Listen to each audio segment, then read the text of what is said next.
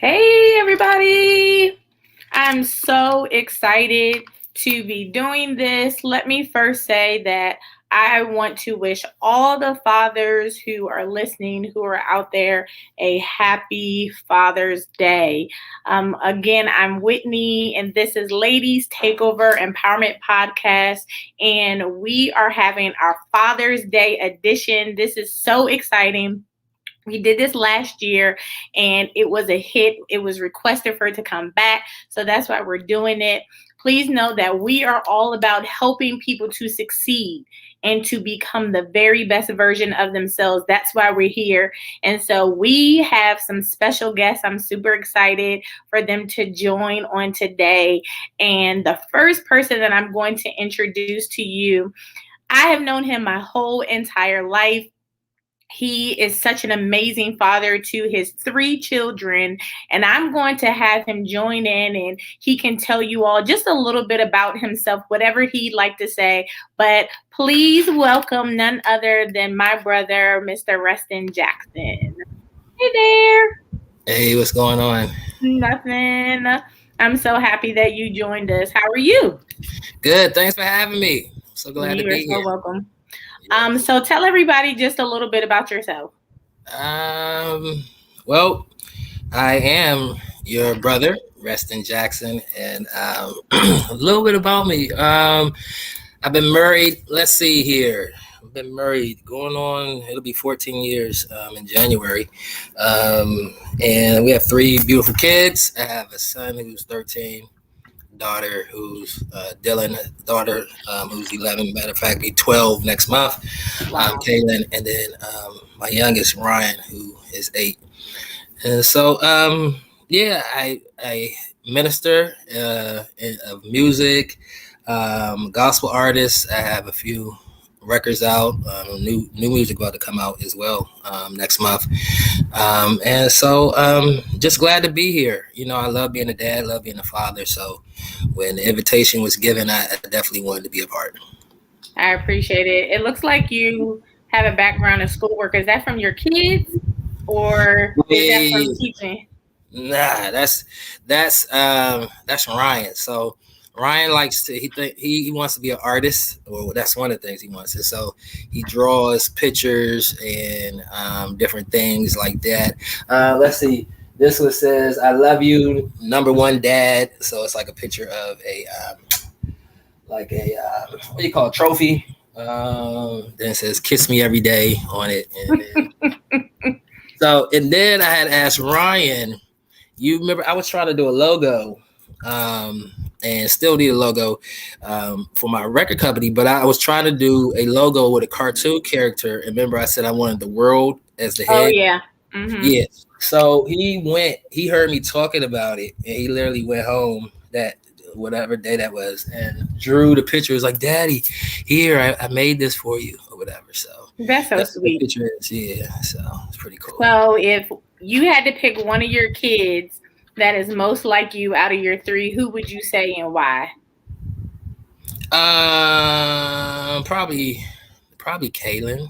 Really?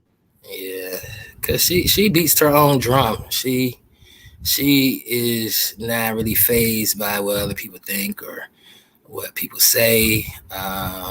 She's definitely a leader. Um, and she likes, like, a lot of times I'll be like, man, where did she get that from, or like this or that? And then I have to think back and be like, wow, like I used to like the outdoors. I don't like the outdoors like that anymore. Mm-hmm. But I used to like climb trees, be outside all the time. She definitely likes outdoors, likes animals. I had pets growing, little animals like turtle, snake, lizard, little Mm-hmm. reptiles and stuff. So I see where she gets a lot of that from. Yeah, definitely. That's definitely her all the way. I Yeah, remember her telling me that when she graduated from high school, she was moving to Australia. yeah. She still wants to do that. So she is. She wants to go to Australia. She wants to be like now. She wants to be like like a biologist or a journalist. She says she loves to write, and so she still studies up on animals all the time. And That's awesome. Yeah, all these types of things. So we'll see. Sky's the limit. I told her, if she put her mind to it. Matter of fact, this year I owe her $500 because this year I told her at the beginning of the year, I told everybody, I was like, if you get straight A's the whole year, I'll give you $500. I was just talking. And she got straight A's the whole year. I mean, she was so happy on yesterday. She was like, I got straight A's, Daddy. You owe me money. That's dope, though. Yes, Yes. you do owe her the money. Yes, I'm gonna give it to her tomorrow. Or you should have never said it. Yeah, I'm gonna give it to her tomorrow. So. All right. Well, thank you, Mr. Jackson. I'm about to add. You'll stay hold tight. I'm about to add none other than my husband. He is a father of 2, and I'll let him tell a little bit about himself, Mr. Dominique Curry. We can't hear you. I noticed what's going on. How y'all doing? Nothing. All right. Thanks for joining us today. Please tell everybody just a little bit about yourself. A little bit about me. I mean, I know there's a little bit about me. I'm just a father of 2. A father of 2. I do a whole lot. I wear a lot of entrepreneurial hats. I like to kind of sort of, like Kaylin, I guess, just march to the beat of my own drum. Do what it is that I need to do for me and for my family. I have an amazing wife and baby mother who doesn't give me much drama. So I'm appreciative of that. No, honestly, there's so much that we could say, but I don't know. I just came to just kind of chat it up with you guys. So I mean, we'll learn more about us all, I guess, as the conversation emerges. But awesome. Well, yeah. I'm gonna ask you the same question that I asked Russ. What if you had to pick one of your children that's most likely like you? Who is it and why? I see me in both of my children, with all honesty. I can see a lot of character traits. Some that I like, some that I don't like, in both of them. And I don't know that if I will pick one that is exactly like me. I only have 2 children, so that kind of works in my favor, I guess. I know where I'm getting the most of my headache return. And I'll let that go nameless. just in case they're listening in. But but my youngest son says that he acts like me. He says, I look like my mom, but I act like my dad. Those are his words, not mine. So, I'll leave it at that. But I see a bit of me in both of them, with all honesty. Let me tell you one thing. You may not say it, but I know who acts exactly like you. He wants to be like you, do everything like you. Joshua loves you. So next, I think he's on. I don't see his video, but I'm going to introduce him anyhow. Our final guest for this evening is none other than Mr. Alonzo Mathis. Y'all, he says that he's my brother. He's not my brother. But I've known him the same amount of time that I've known my husband. And so he is a father as well. He's about to get married. So I'm going to add him in. Hey there, Mr. Alonzo Mathis. Hello, everyone. I'd like to clear up first and foremost of all that there is no says that I am. We are related. We are siblings, and we will be until we leave here. So you got to get with it, Yes. Well, if you say so. Now tell us, which child do you think is like you, why, and a little bit about yourself to everybody who's watching. Oh no, we're breaking up real bad. I didn't hear anything. You didn't hear anything? No, not after what I said. Oh, I said tell everyone a little bit about yourself, and then tell us which child of yours do you think is most likely like you and why. A little bit about me. I don't know. I don't really have much of a life. I work every day, all day. I drive. I drive all day, every day. I don't see anybody except people. My family is the people that I deliver to. These are my family and friends because that's all I see every day, all day. But I drive for a living, tractor trailers. I I don't know. I'm a jack of all trades, I guess. The one thing that I have mastered, I believe, is driving tractor trailers. So I guess that's what describes me. I don't really do much. I don't know what to say about me. Okay, well, But tell us about your on children. to the next, Huh? on to the next thing. Right, the children. I have two of those, a boy and a girl, Zoe and Karen. Um, I see uh, a lot of myself in them both. Not great stuff. I see, my attitude. I see a lot of my attitude, and that is, man, that's not good. But they're good kids. They got good. They're both giving and stuff. It's just the attitude part, and I know where it come from. That's why I do my best to be around them when I can, so that they know where they got it from, so they're not losing their mind like I did, coming up trying to figure out why I had this issue and why I had all this attitude and just didn't see where exactly it came from. But at least they can put it into perspective. But uh, I would probably say my son, honestly, because he's probably a lot like me. My daughter, she is just a little girl, and she takes a lot after her mom, I believe. So yeah, my son, I think, to answer that question. Well, this brings me to, let's start off with our first question, and we can start in a circle. So, Resting, you can answer first, and then we'll go to Nick and then Zoe. Do you guys discipline your children, especially if you have a boy and a girl? Do you discipline them differently? Do you believe in discipline? And what I mean is by like spanking, stuff like that. Or how do you discipline if you don't spank as a father? Go ahead, Russ. I don't. Well, when they were younger, I say Dylan probably got the most spankings because he's the oldest. But as they got older, and Kaylin probably got the fewest, I would think, just because she was a girl. I don't even remember spanking Kaylin, to be honest with you. If I did, maybe one time. I really don't. She would probably say I did. So I'll have to at least admit to once. But when I think about it, as we got older, though, I kind of moved away from spanking and started not really believing as much in spanking, and trying to find other alternatives of ways to discipline. So, I think you take after our father because I think he spanked me one time and that was it. And he yeah, told me he'd never do it again.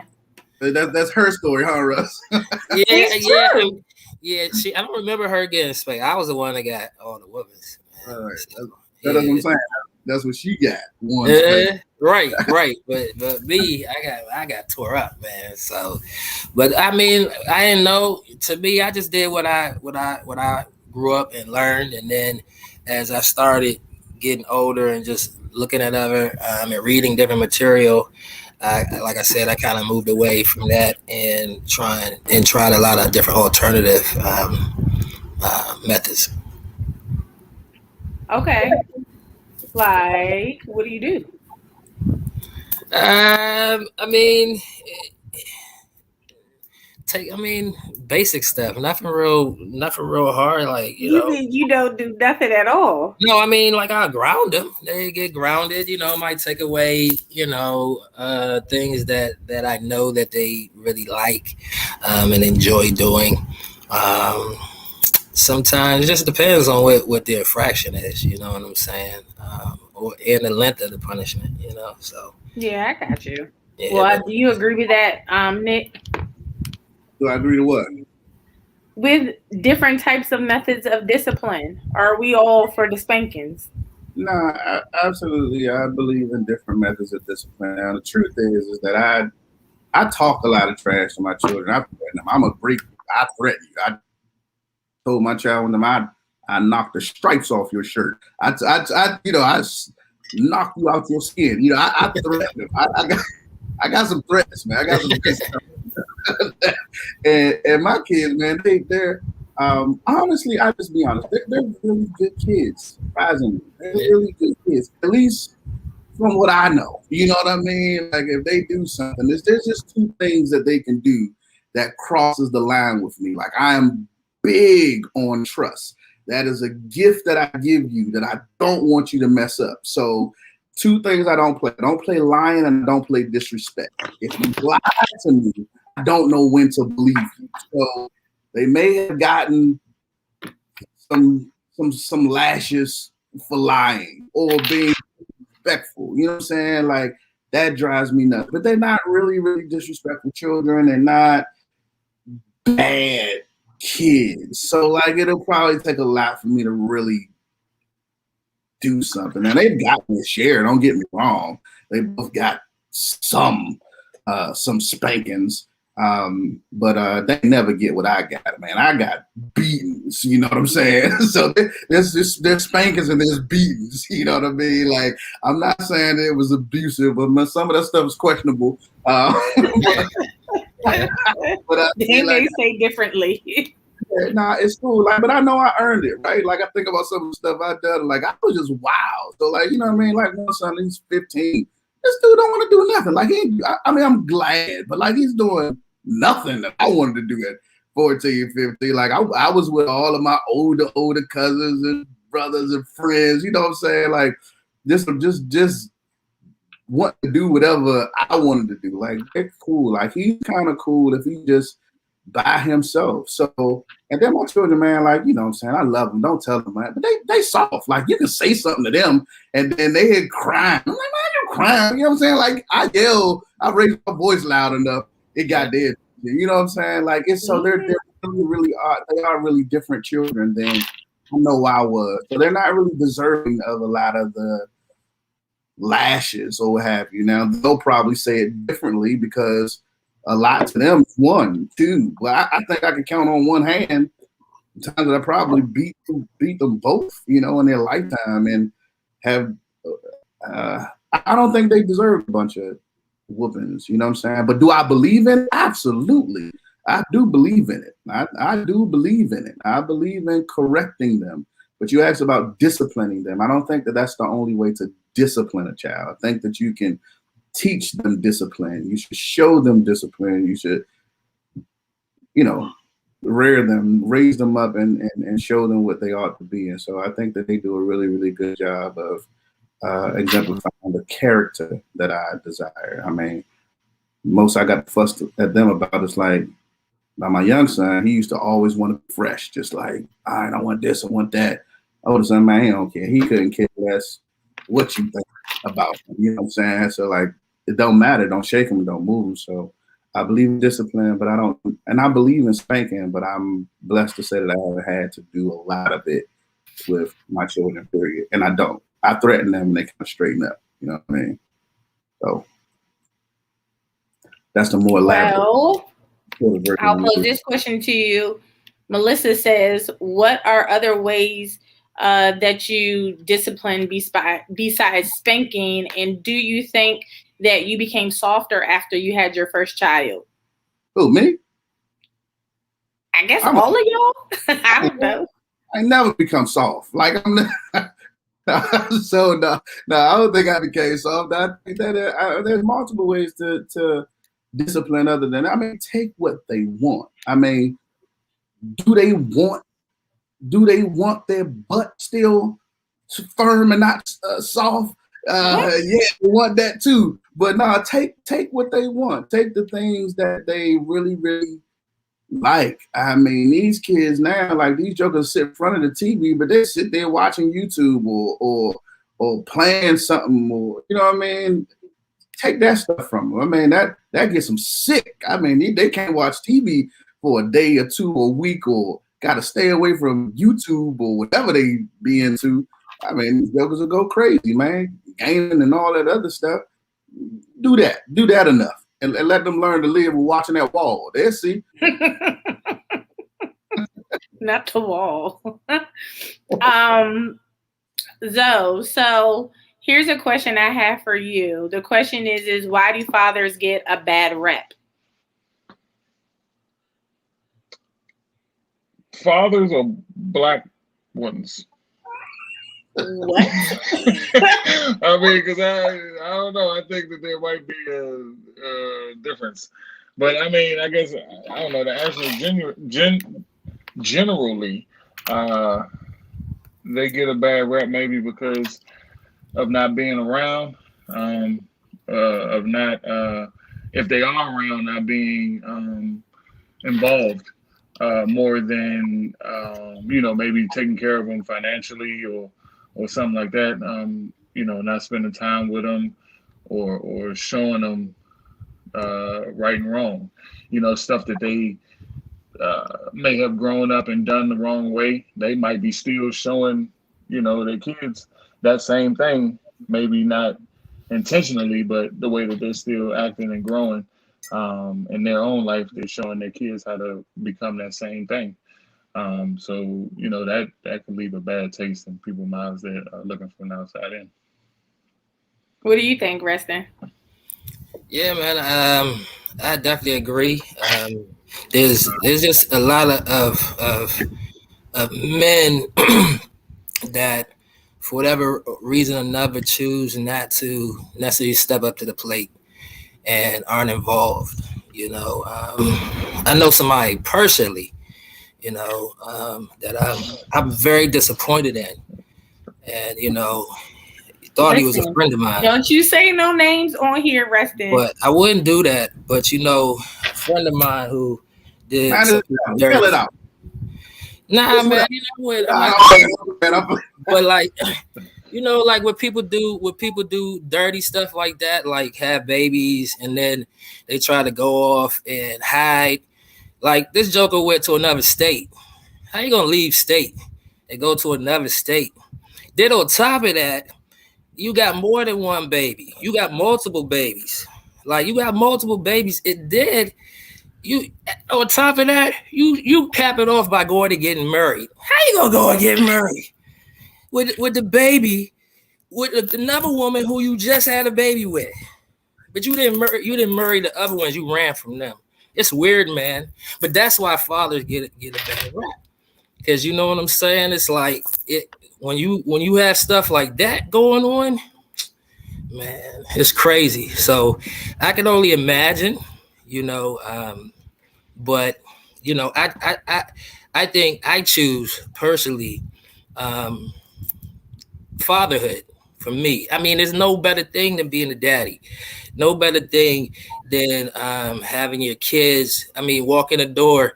My son still, my youngest still runs up and hugs me and is like, "Daddy," and jump in my arms. My oldest, when he sees me, still comes and gives me a hug. And so it's just a beautiful thing. It's just a beautiful thing. I agree. So I guess what we're saying is that because of a few people, all men get this bad rep as fathers. Is that what we're saying? I don't know. I don't think all men. I'm not sure of all men. I don't think all men. Not at all. So then why is it that people are more inclined to celebrate their mothers than they are their fathers? Moms spoil the kids. They baby them. They kiss them all in the face. Yeah. And all that. And most times we're left to be the disciplinarians maybe, and maybe because we're a little, I don't know, rougher or not as soft, not as kissy face. We don't. I don't know. You always just celebrate your mom, I guess. I don't know. I celebrate my mom, but that's because. I agree. Melissa said we're nurturing. That's our nature, is to nurture. It doesn't mean that you're soft, because I spank my kids all the time. So And they still let me Melissa still said men are celebrate. more aggressive and women are more nurturing. Yeah, I guess that's what I'm saying. But, but I mean, yeah, that's what I think. Oh. Though. I think Well, that's why here's a for point, me. and I'll let Nick start with this question. Do you think that women are able to be as good as a father when there's no father in the home? Um, no, I think that women do the best that they can, and I appreciate and I applaud women. I mean, my mother was one of those sheroes who did the very best that she could. She bent over backwards to ensure that my sister were taken care of, to be a phenomenal provider, to be a pro to try and be a protector, to do everything else. But there are just things that I believe that every child needs from their father. They need from a father, even if it's not their father. They need from a man. And I grew up in a very, very unique situation. And I just think that, and what I mean by that is that my father was never absent from my biological father was never absent from my life, meaning that he was estranged and gone somewhere and I didn't know him. But he did not live in my home. He was not where I was. He did not always do what he said that he was going to do. There were times of letdowns. There were things that he just didn't do, but I still had a relationship with him. I was blessed enough to also have a stepfather who entered my life when I was 7, and I got countless uncles and influences. My godfather, and people that surrounded me, and I needed a lot of men. I needed a lot of male influence and support and authority figures in my life. I do not think that. I don't think that a woman can produce or give what a man needs to impart into a child. And I believe in sons and daughters. Some people think that it's just in sons, but it's not true. I think that daughters need a certain thing from their fathers, if not more than sons. So I think I really do believe that it needs to be. I believe that it really, really needs to be a father in a child's life. And that's why I think that this weekend, not just this weekend, but fathers ought to be celebrated, and just to kind of throw it in and couple it with the last question. I think that's another reason why fathers get a bad rep, because I don't think that they're often celebrated or recognized, those who are doing what they're supposed to do. And the negative press outweighs the positive, and the people that that are there doing what they need to do. I'm still waking up, so my tongue might be moving a little, my mind might be moving faster than my mouth. But you know, I really do celebrate men that step into the lives of any child and father them. So yeah, and I'm saying because I grew up in a situation, I don't know that a woman, even if she does the best that she can, is capable of giving what a man can, if that makes sense. Yeah, for sure. Melissa says a woman can't raise a boy to be a man. It's just certain things that boys need from their dad. How you feel about that, Alonzo?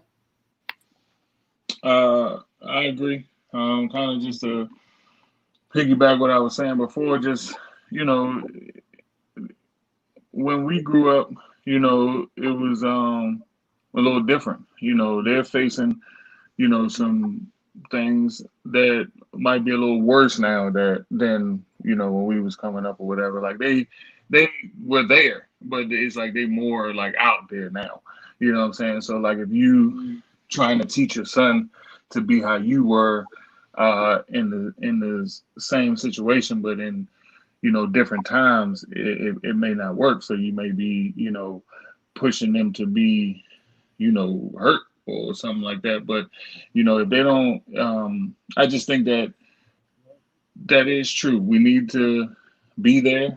We need to instill in them, the ways to go and how to be different than how we were.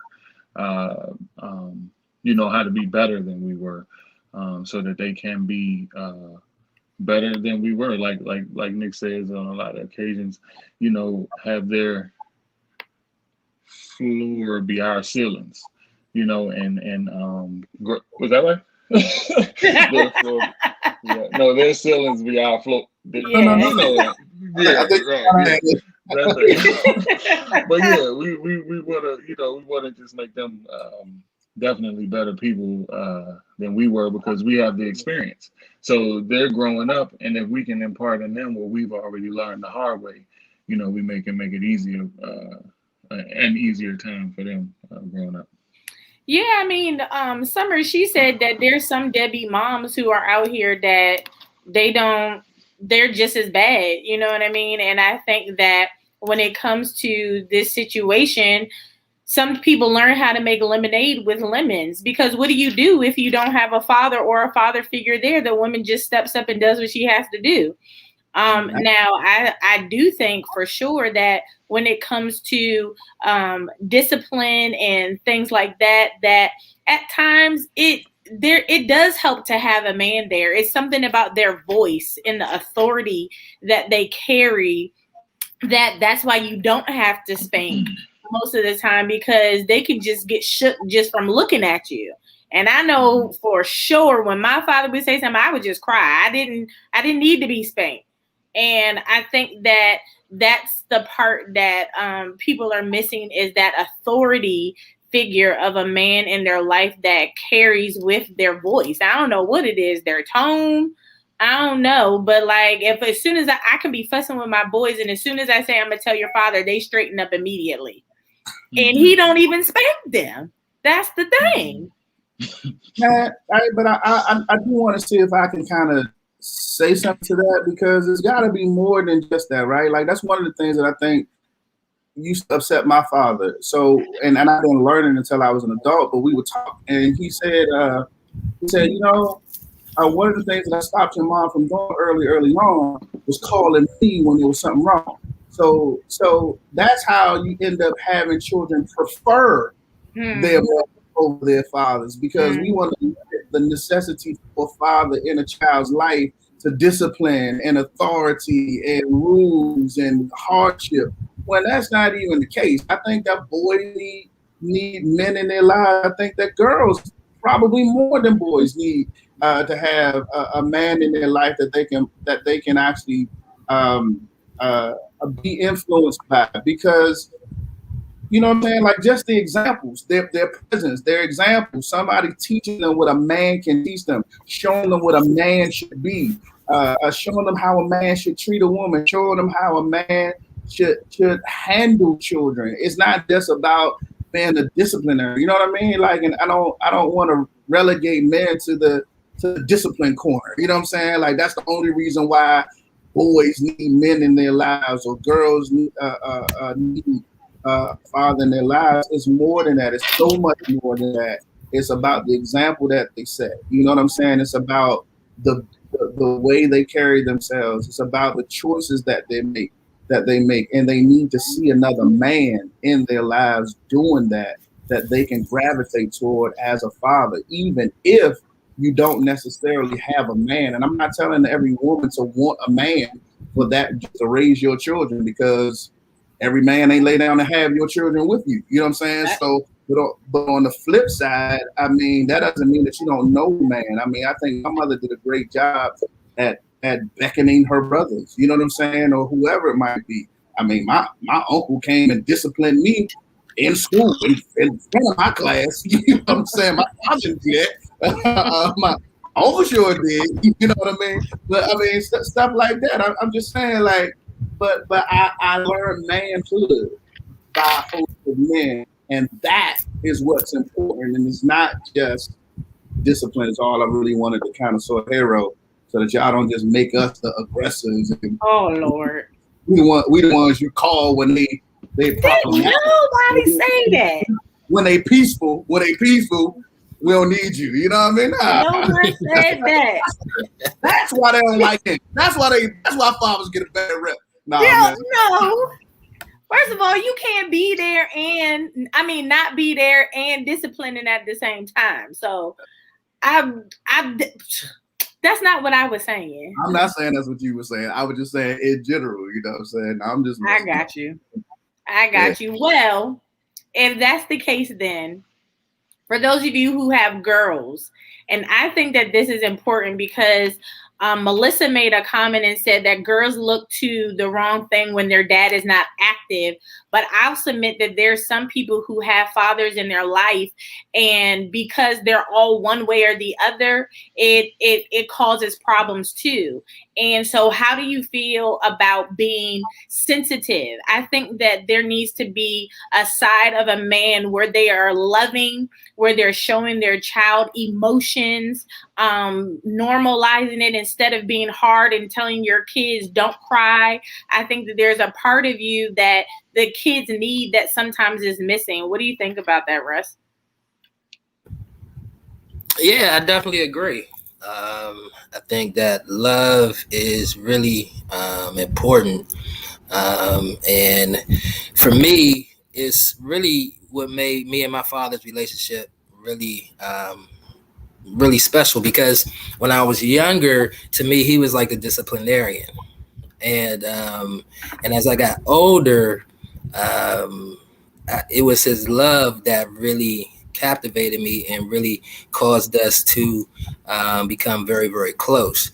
And it was actually his vulnerability, because what happened was I got locked up.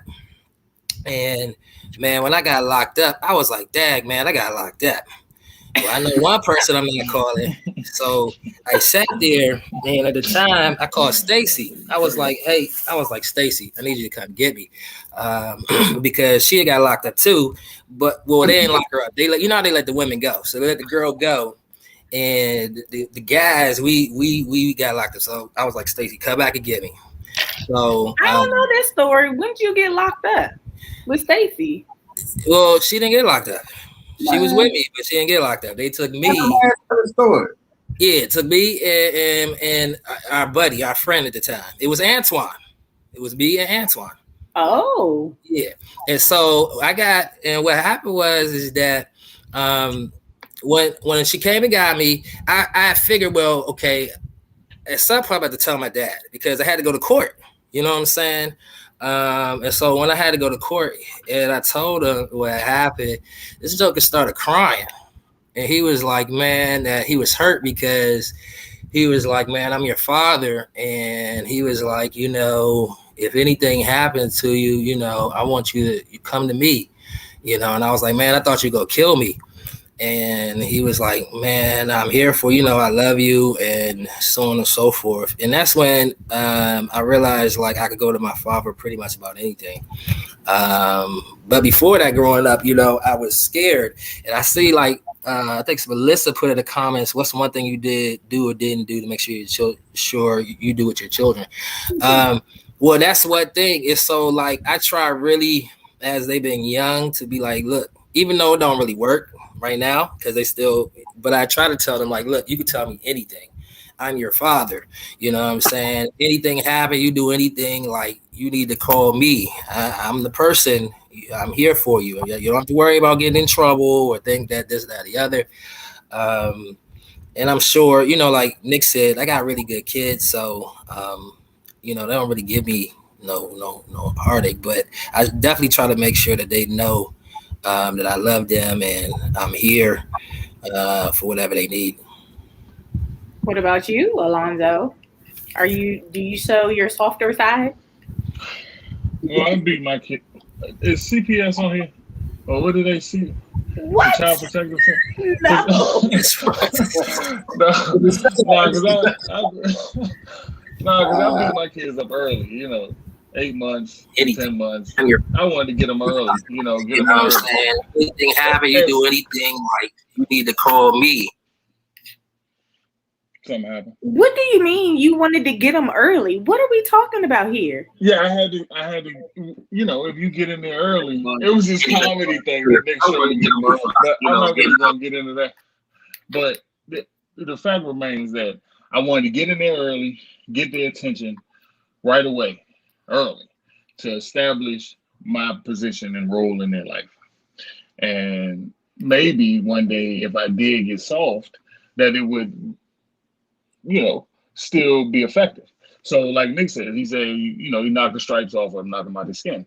He may have knocked them out of their skin once or twice, or knocked the stripes off of their shirt at one time. So it's not. It's the remembering of it. The thing. That's what they go back to. That's why you can say, "I'm gonna tell your dad," and they straighten up because they remember that time when the stripes got knocked off or they were out of their skin. So they don't want that to happen again. So if you instill it, so they remember when twice, they're 10 months old that they got their stripes knocked off of them. Oh man, yes, you wouldn't believe it. Yes, you wouldn't believe their memories are great because I don't have trouble out of my children when they were right. That's what I'm saying. What is going on here? My son was 8 months when I first popped him. Yes, when I first popped him, he was 8 months. I never forget. He was in the back of this truck we had. I sure enough did. Yep. Yeah, I popped him right on his chunky little legs. And so, but and it probably wasn't the greatest thing. I'm not taking pride in it. You think? I'm just saying that this was what I did. And it's helping now. Right, exactly. I can't right now. But no, it wasn't great. Now that I look back on it, but they are good now. My daughter, she don't play with me at all. But that thing about telling them that you can talk to me and stuff like this, I tried to say that. Tried to say it. I said it, and I said, you don't have to worry about getting in trouble. Russ, I said that. You don't have to worry about getting in trouble. I'm not going to do anything. I just want to know what's happening. You can talk to me. And I don't know if she believed me all the way, but I tried to keep a straight face and be stern and serious and say that this is real. I want you to talk to me for real because I think that you should have an outlet and opening to me to talk to me. I know we've been through some stuff. You might have got in trouble a lot, but now I'm different. I've changed. Jesus is in me now more. So he's helping me be a better person, when it comes to this type of stuff. So definitely a little rough around the edges. I didn't know how to be a disciplinarian because my mom did what she had to do to discipline me. So I'm thinking that that's what I'm supposed to do to be a disciplinarian in my kids' life. But she only did that because I got bigger than her real quick, so she had to be aggressive to me, so I was never really small. So she had to be aggressive. But I don't have to take that same thing because, my kids are, they're never probably going to be bigger than me. But I did it. I'm sorry. On live, national television. I apologize for being that way. To y'all. I should not have been that rough. But I did, and I know that they remember it, and that's why they are the way that they are. But I am softer though now. I am. I'm not aggressive. I don't yell no more. I'm better. I just wish it would have been then. Well, Kachisa said, which is true, being too strict can sometimes cause rebellion. What do you think about that, Nick? You're on mute. Oops. I said I agree. I think that there has to be balance, and I try to the best of my ability. I mean, I know that I hug my children every chance that I get. I tell them I love them every chance that I get. I do whatever. You asked the question about crying and all that stuff.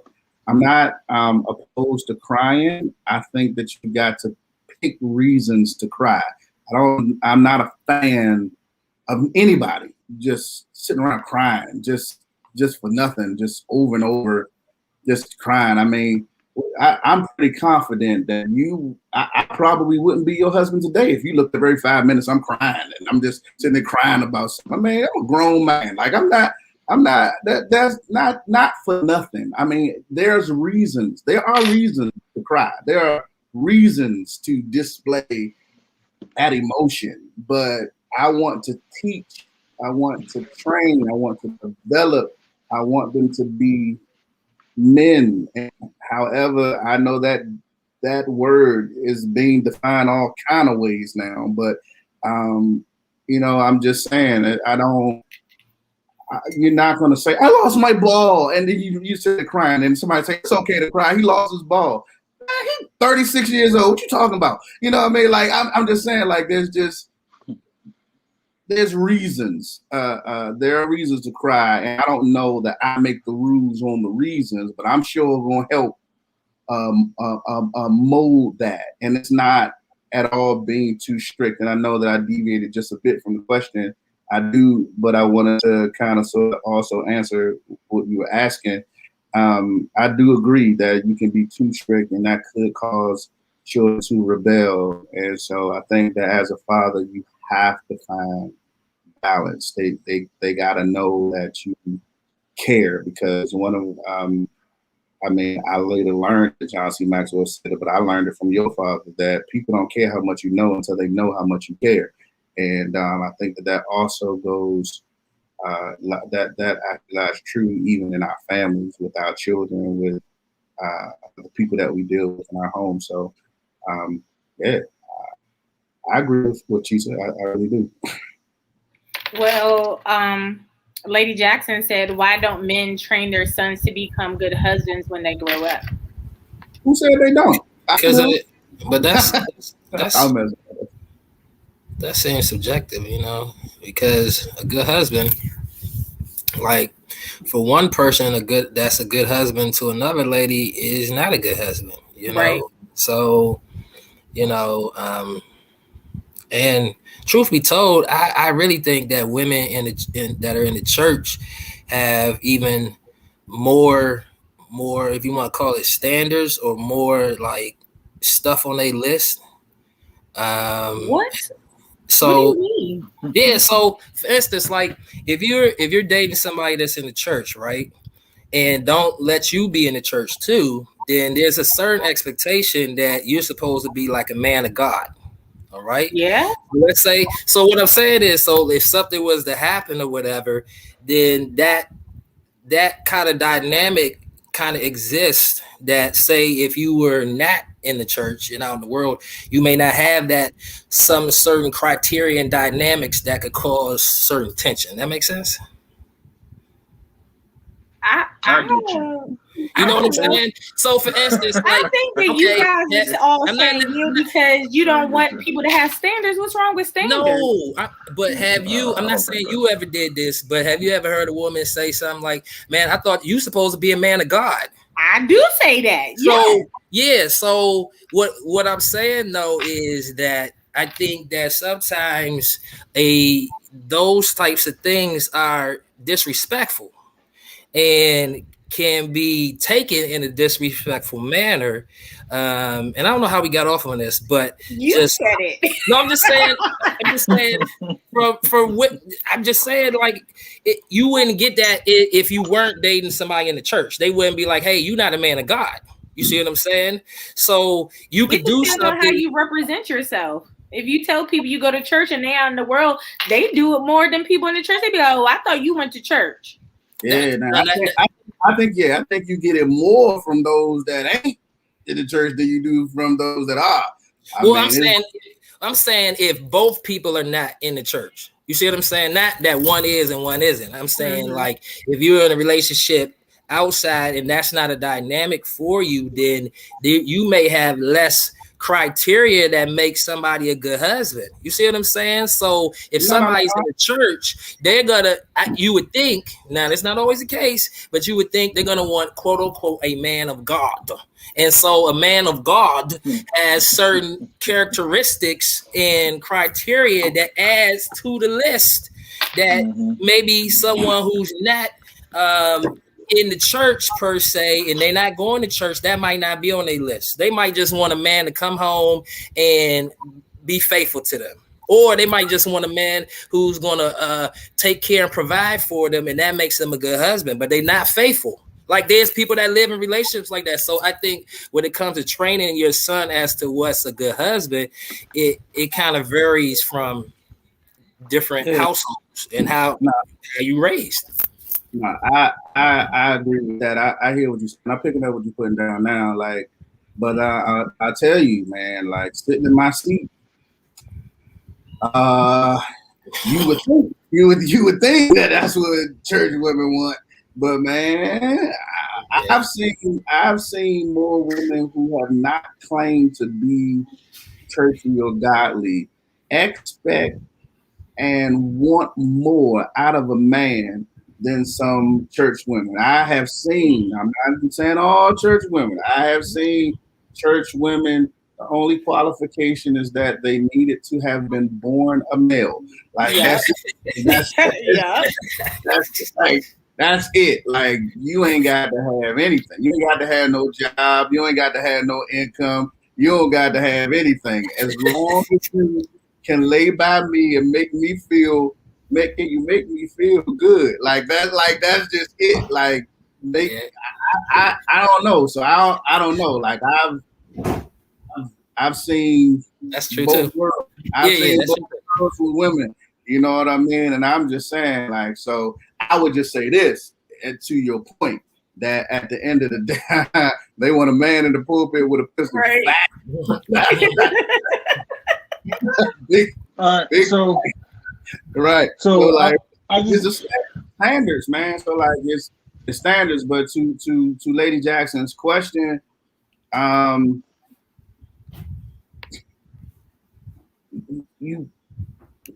you gotta think about the population you're talking about. Like some of the men and some of the fathers, they aren't husbands themselves, or if they are, some of them are working on their next ex. You know what I'm saying? Married 4 times. They have done different things. So like they have to have standards themselves and to a commitment in order to teach someone else to be that or to do that. So like it really just depends. You know what I'm saying? So yeah, I agree. Again, standards are different, and so but that's a whole nother animal in my opinion and discussion. So yeah, facts for sure. I think that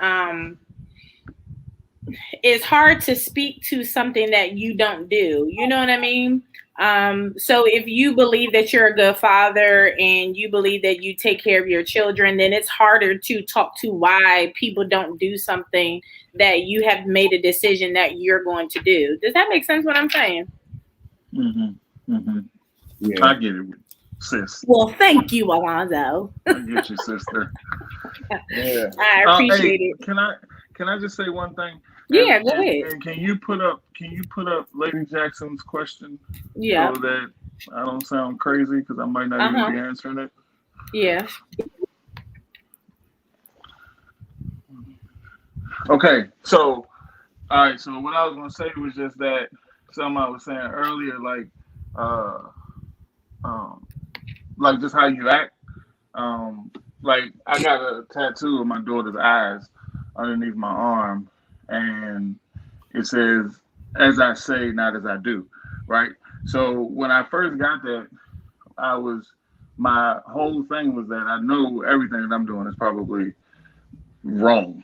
So, but I want to instill in her the right things. You know what I mean? I want her to only see what's good. Give her only the good things. And I'd rather be able to tell her that than show her, I guess, because I was doing whatever I wanted to do. But now I just know that seeing and watching is a better teacher than saying, because you're saying it, but you're not doing nothing. So you're not doing what you're saying. So it's not going to work out that way. So what I was saying earlier was just that, you kind of train them by what they see. You know what I mean? So if they see you being a good husband, or a good father, or treating their mom right and stuff like this, I think that they pick up on that and want to do what you were doing for their mom, for their girl, or for their wife, or whatever, because they saw that it made their mom happy. So I figure they learn, like that. I mean, of course, you tell them things and stuff like that, but I guess just showing them to me seems like a better way of raising them. And if they don't, then they just, want it to be, I guess, a different way to whoever they're dealing with. Or maybe that person makes them be a different way to them, because there is toxic stuff that happens in relationships that make people be different than they want to be. Yeah, facts. Let me tell you, this was just happened a couple of days ago, and my husband was telling me that I don't know what the word was, but for a lack of a better word, I'll say coddling my son. And so he was saying that our intentions is to raise up a boy to be a man. And I think that if parents don't get on the same wavelength of what the purpose and outcome is for their children, then sometimes you miss the mark because you don't know. And Russ, you and I have talked about this before. Our parents raised us based off of what they thought was right. And they encouraged us not to go to school for music because they said that you couldn't make any money that way, but it was limited to their sphere and what they understood. And I think that that's how cycles perpetuate because parents have not stopped to say, okay, well, how do we want our children to turn out? How do we want our boys to be able to do whatever they want to? Are they going to go to church? Are they not going to go to church? How do we want to rear and raise them? And even if you're married or not married, I'm talking about just coming together as parents to make sound decisions for your children. Does that make sense? Yeah, but in that there has to be something that is the guiding you, and because without that, then the child ends up directing him or herself. It makes me think about Dwayne Wade and Right. Gabrielle Union and their son, and how they literally allowed however he or felt or feel.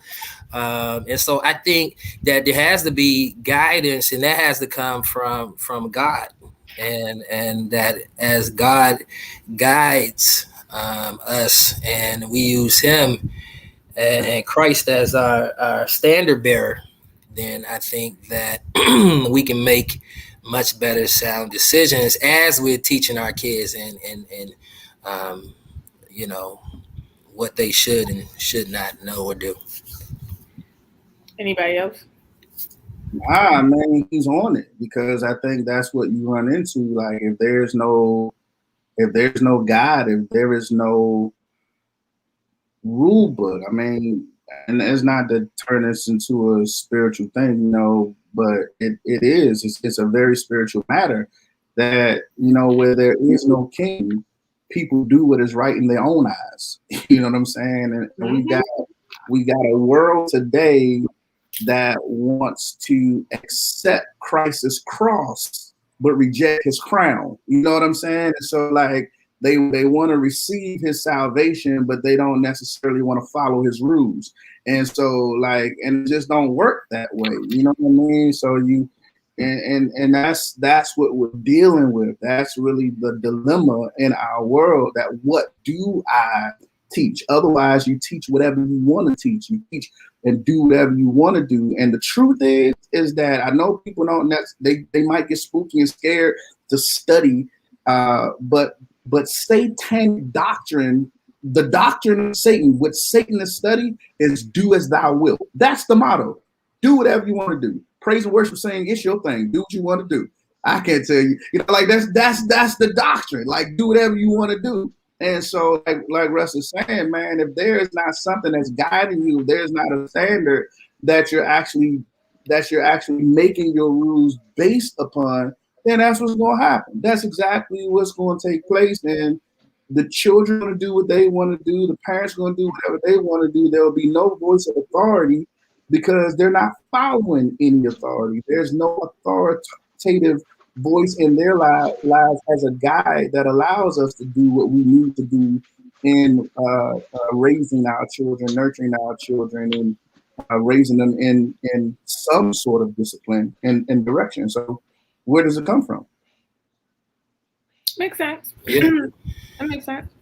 I'm looking at this comment and I'm I think it's extremely important whether now I can't speak cause from experience, but I can speak of experience being together, and I would think that it's just as important whether the parents aren't together or are together to be on the same page because even if you were together in the same house and you ain't on the same page, man, you're gonna have hell in your house. Yep. So I would almost say like being separate is almost a little bit better because I would think you could kind of parent and the other one don't necessarily know everything the other one's doing. So you can kind of don't where you're in the same house, man. I definitely think it's just as important being on the same page. Definitely. Absolutely. A united front is everything. I mean, our children, I know my wife and I have this discussion, and whether or not we always follow it can be determined, but we try. That's not true. We follow it. Try to the best of our ability that we want our children to know, hey, look here, it's not going to be you turning us against each other. We're on the same page. And if she says something, then that's just what it is. If I say something, that needs to be just what it is. And we make it very clear. Look, I can make another you. You know what I'm saying? But this is it. You know what I'm saying? You can't give me another wife. You can't give me another husband. We can get some more kids. You know what I'm saying? It's gonna be again. It's gonna be us. It's gonna be us. Help us, Lord.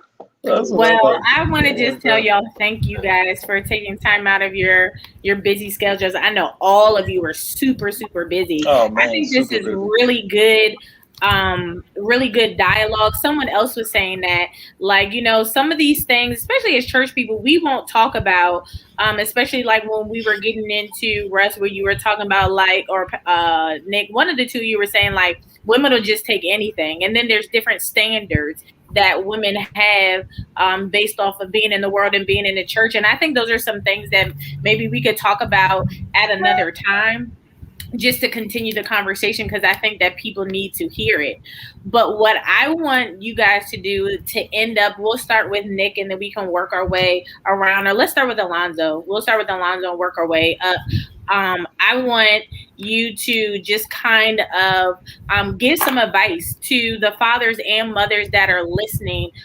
Give some words of wisdom. Maybe it's something that you realize that your father did with you that you don't want to perpetuate. Just kind of share something if you had to people that are listening. Pray.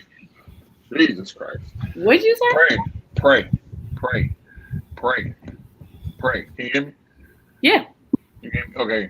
Yes, pray first and foremost of all, man. God, let you get a relationship with God, because you can give advice, but man, you run into some stuff that advice just ain't tackled yet. Some people just ain't ran into it yet. But I would just say to do the best you can as far as developing a relationship with the other parent. Keep whatever you have, whatever quarrels or disagreements or whatever you have, especially if you're not in the same house. I think that you should keep that stuff like to yourself, away from the child, because it can influence them. And then if the child is in the house with the mom, and then the dad gets aggressive with the mom over the phone or whatever it is, he's living there with her, and it just looks like the dad is being an aggressor to mom, who I love and I'm here with all the time to take care of me, and stuff like this. So it kind of makes you look bad a little bit as the dad not being there already, and then giving this aggression to the mom, whatever. So I would just say that try to keep that away from them, and also to not be either intentionally or on accident manipulator to your child in a negative way about the other parent. I think that they should be able to have their own relationship with them without being influenced in any kind of way about who the other parent is. I think that they should have their own time to learn that parent that may not be there as much. I think that they should just have that time to know them themselves without you giving them who you think they may still be.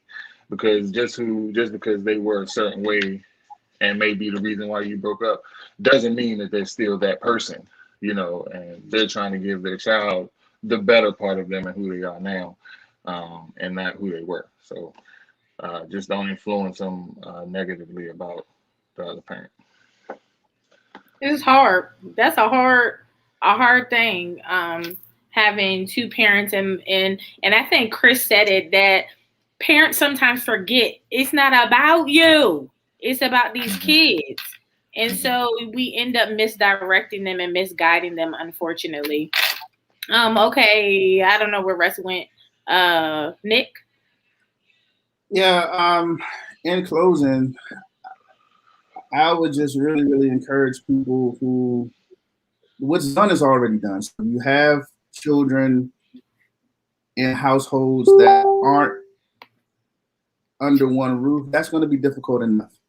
At least be cohesive and be understanding that you have a job to co-parent. And to Chris's point, no child asked to be here. You know what I'm saying? Like, no child asked to be here. So I know despite anything else, despite of all of our accomplishments, things that we may get accolades on, I truly, truly believe that one of our greatest accomplishments is our children. It's our children. And I think that our greatest job is to be there with them and be there for them. There are things that they'll deal with that you couldn't even imagine, things that they probably will never tell you. I try to have an open door policy with my children and let them know that they can tell me anything. They can talk to me about anything. Does it mean that they will? Probably not. So I do want there to be other voices and influences in their lives that I can trust, that they trust to still talk to. And so make sure that they always have somebody in that child's life, even if it's not going to be you. Swallow your pride and realize that it's probably not going to be you for any and everything. And so, and allow, get them involved in something. Have a good youth pastor, a boys club, or something somewhere. Mentors, others that may not be you per se, but that you have a decent enough relationship with that you can trust. Because these children are facing things today that, man, I just wouldn't even imagine these decisions that they had to make. And so love them, show them love, be great examples for them, because again, no child asked to be here. And the other thing I'll say is that where I started, what's done is done. So if you have children by other mothers and brothers, I mean, it's your bed, you got to kind of lie in it. But on the flip side, you can never lay down with less and expect to get up with more. I mean, you got to know who you're connecting with and who you actually having children with, who you decided to produce a baby with. You know what I mean? And then you got to deal with that nonsense. You know what I'm saying? You got to deal with it. I mean, you did that, and you got to eat that one. You know what I'm saying? You can't blame the other person, because the other person, I'm pretty confident, didn't necessarily force you to do that. So, and you knew who they were, and if you didn't know who they were, that's worse. You know, and so like kind of own that. But on the flip side, be the very best that you can be. And when you get to the best that you can be, don't even allow that to be an excuse for not becoming better. We live in information age where you can actually learn to be the best of almost anything. There's a book on fatherhood, books on motherhood. There's seminars. There's people who have wrote the script. And I'm not saying that everything isn't different. I'm not saying it's all baloney, but you can extract the things that you need and leave the stuff that you don't need, because we can become better at anything if we truly, truly desire to be. And so, like, don't allow our excuses to block us and stop us and halt us from being better beings, better parents, better examples. And the only thing that I can thank God for is that I had my children in this phase of my life. Because I'm pretty confident they had some siblings run around here. They probably had some siblings and sheets and socks and napkins and everywhere and condoms everywhere else. I don't know. But my point is that I'm glad that we brought it to fruition. See, when I had my right mind and while I'm actually on a pursuit of betterment, you follow me? So that's another thing, is to know the timing in which you're bringing forth seed, which you're bringing forth a child. Know if you're ready to be a father, ready to be a mother, ready to actually put down your life to parent, because that's another thing, that the seed of selfishness, you know what I'm saying, that lies in parents, that it's about them, about them, about them. Well, it was before you had this child, you know, or Right. these children, you follow me? And so, like, it's a whole lot of crap that we can really, really just talk about and really address. So I look forward to the next conversation where we're addressing many things, and hopefully it's not wait until the next Father's Day before the men can come on the ladies' takeover. We can make that happen. We can make that happen. What we're working on right now is trying to get it so that what we do on live downloads on the podcast, and so we can have a live interaction, have guests come on and still download so that they can catch it on Spotify and Apple Podcasts and all that good stuff. But Rest, close this out, sir, to give us some words, some advice to those who are listening. First thing, you gotta be there. So, and your presence means so much. And then beyond your presence, I think everybody said it. I think showing love, you know, and having compassion, which sometimes can be difficult because children touch your nerves, you know. So I think patience is important, and as Nick said, I think so often people have children way before they're really ready and don't really understand the severity of the responsibility. As I think Nick said, like, children don't ask to be here. And so me as a school teacher, I always applaud the fathers who bring their children to school, drop them off, are involved in their child's life. And because so often it's the mother who's there, mother dropping them off and got 3 or 4 kids, but when you see the father there, and I believe it just makes a difference. So I would just, as I said, Nick, I think Nick said it all. I mean, there's books and materials. I think getting with other men who are fathers who can, you can lean on and can kind of lean on each other, I think is definitely important.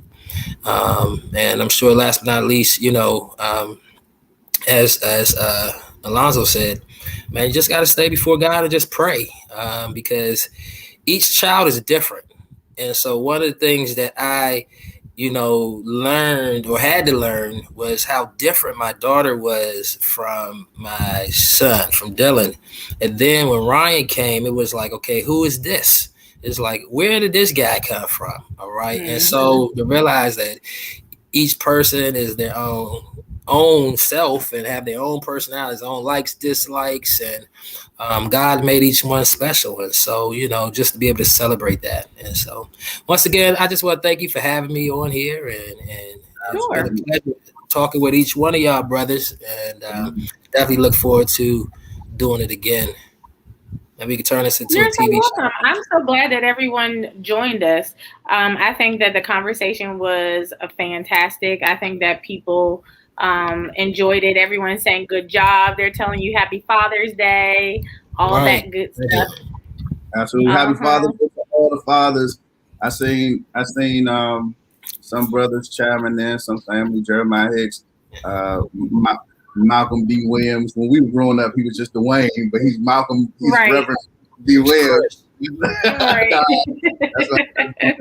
my brother, man. Like, and just and others, man, that's been on. And so, man, I applaud all of the amazing fathers, man, that are just doing it. So thank you so very, very much again for doing this, for having a vision for it, and for allowing us to be on. You know what I mean? Because this is a ladies' show after all.